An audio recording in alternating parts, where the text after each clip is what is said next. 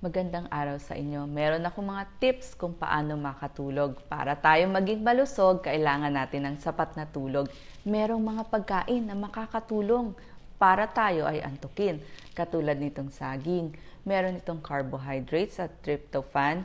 Ang tryptophan na convert sa serotonin para mas relax tayo at matanggal yung stress. So kung wala tayong stress, mas aantukin tayo. Pangalawa, ang kamote. Ang kamote naman ay complex carbohydrates, ano? So, hindi ito nakakapagpataas ng asukal sa dugo. Mayaman din ito sa fiber, folate, potassium, vitamin B6, C, at E. Ang maganda kasi sa carbohydrates, mas relax ang ating tiyan, kaya mas mabilis tayong makatulog. Oatmeal.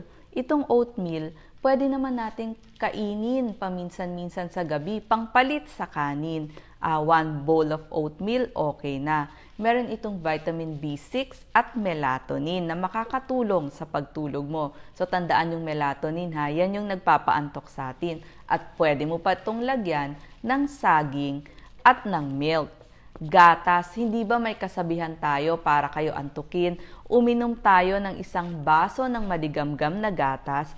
Totoo po yan, may basihan yan kasi ang gatas ay may tryptophan na nagiging serotonin para magpasaya at magparelax sa atin at mas mabilis tayong aantukin.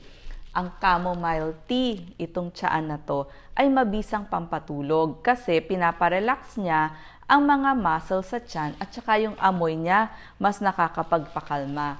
Pero ang huli nga nating tip, kapag bagong kain kayo, maglakad-lakad muna kayo ng mga 10 to 15 minutes para makatulong sa pagtunaw ng ating kinakain. Huwag agad matutulog para maiwasan natin yung bangungot.